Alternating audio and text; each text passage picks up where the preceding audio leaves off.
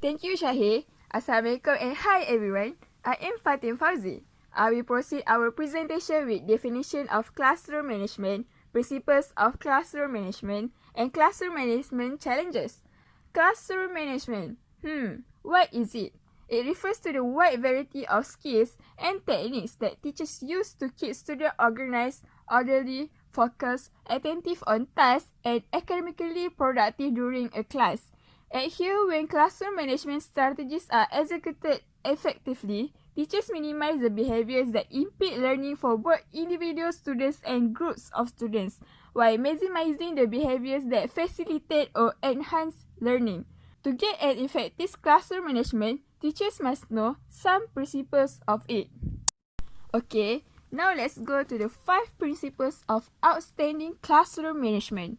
Effective classroom management requires awareness, patience, good timing, boundaries, and instinct. There's nothing easy about handling a large group of easily distractible young people with different skills in the classroom. So how do master teachers do it? Firstly, as a teacher, we must apply the concept of take care of yourself to take care of your students. To learn effectively, students need a healthy teacher. So a teacher needs to get enough sleep, eat healthy food, and take care of their own well-being. Jessica, in her first year of teaching, said, I was working 15 hours a day and was completely stressed out. My husband finally said to me, the most important thing that you do at school is to make decisions. If you are too tired to do that properly, it won't matter how well prepared you were the night before. This shows that a few deep breaths can go a long way to help the teacher identify frustration before they act on it. In fact, countless studies proven the idea of self-care reduces stress, which can deplete your energy and impair your judgment. This also will improve executive function, greater empathy, and increase resilience, which are qualities that will empower a teacher to make better decisions when confronted with challenging classroom situations. Second, focus on building relationships. Building healthy student-teacher relationships is essential to a thriving classroom culture and even sets the stage for academic success. A middle school teacher, Kim Manzer, said that she always made the time to talk to students as a whole class or one-on-one. She added, her students appreciate so much when she just stopped to listen and take interest in them. At here, many educators noted that a teacher's ability to balance warm and strong boundaries is key to successful relationships and classroom management. I would like to emphasize these quotes, which is, be consistent but flexible, love them unconditionally but hold them accountable, lastly, give them voice but be the leader. Third, a teacher should set rules, boundaries, and expectations. Students need some basic structure and consistency to feel safe and to focus. By maintaining a culture of mutual respect doesn't mean your goal is to make friends. You can be kind, loving, and supportive, but you still have to be their teacher. To do that, establish the code of conduct early in the year and be sure that everyone, including you as the teacher, make an effort to stay true to it. Laurie Sheffield said, follow through with rewards and consequences. If you say it, mean it. And if you mean it, say it. Be clear, be proactive, and be consistent. It is important to remember that your attitude as the teacher really determines what the tone and environment of your classroom is like. If you want calm and proactive classroom, then project that to your students. Fourth, take a strength-based approach. Karen Yonosky said, find ways to make your hardest kid your favorite kid. When you connect with them, it makes everything smoother. That's not easy, of course. A strength-based approach means never forgetting to look beyond the surface of behavior even when it's inconvenient. Well, in simple words, find the root of the problem.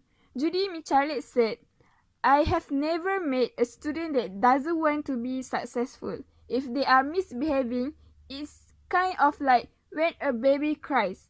There's something wrong in their world. If they are misbehaving for attention, then find out why they need the attention and how you can give them what they need.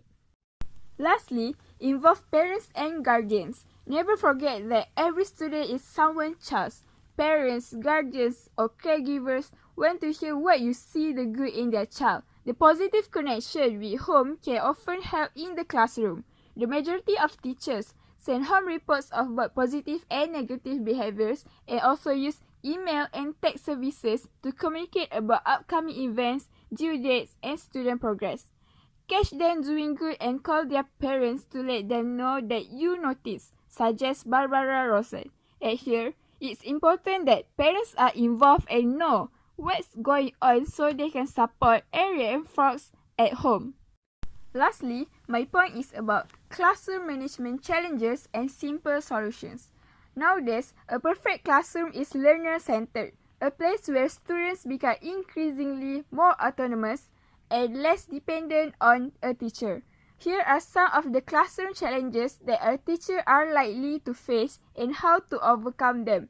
Firstly, seating arrangement. The first day of school, you walk into your classroom and see 3 to 4 long rows of desks. This may be a classic classroom seating arrangement, but it's the worst kind to have 4 learner-centered classes. How to overcome it? Move the desks to form a circle or semicircle, or group them together in clusters or 3 to 4 desks. Make sure students who are working together in pairs or groups are facing each other so that they can easily interact with each other during a task. Second, time constraint. As a teacher, you have plenty of ideas for amazing and engaging activities, but you must make sure first that you have plenty of time to carry them out. Does it make sense to start a game you know you won't have time to finish it? No, right? So consider first how many time you have for each class. Next, consider the goal. Plan activities that will help them achieve this goal, but try to envision a time limit for each. If you are planning a drilling session, you might not want to take more than 5 minutes for it. Also, consider giving your class a time limit such as give only 10 minutes for our discussions. But it's also important to be flexible. If your class is having a very productive discussion, you might want to give them a few more minutes to wrap it up instead of ending it abruptly. Third, different levels. In the class, we have students who are a bit more advanced or some that are behind their classmates.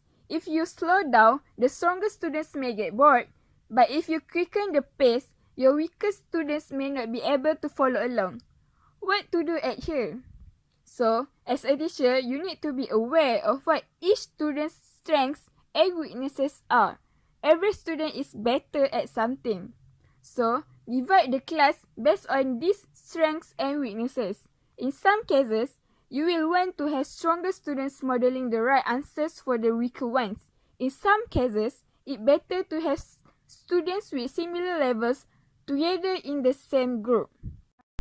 Fourth, the challenge is about class size. The larger the class, the less each student gets to make individual contributions. So, if you like to have drilling sessions, you must realize that each student may get to answer only once. That's not going to effectively improve their learning. So, divide the class into groups so that it can increase each student's workload exponentially. But remember that the smaller the size of the class, the more it depends on you. So at here, teachers are advised to avoid to participating in the discussions, activities, and role play. Instead, just encourage them with the feedback. Remember, they won't have you to rely on in the real world. Lastly, limited accessibility, which is difficult to access to some equipments in school, such as computers and sport equipments. As we all know, a teacher needs to book these equipments in advance. If not, then we could not use it with our students in the class. Moreover, inaccessibility of equipments also because of most of it are shared with other teachers, where we can't do much as there are only few of it provided at school. This eventually will disturb the learning sessions. So, a proper care and more budget for the ICT tools and sport equipments at school would be enough to solve it. As a result, not some of students, but all of the students could use the equipment whenever they need it.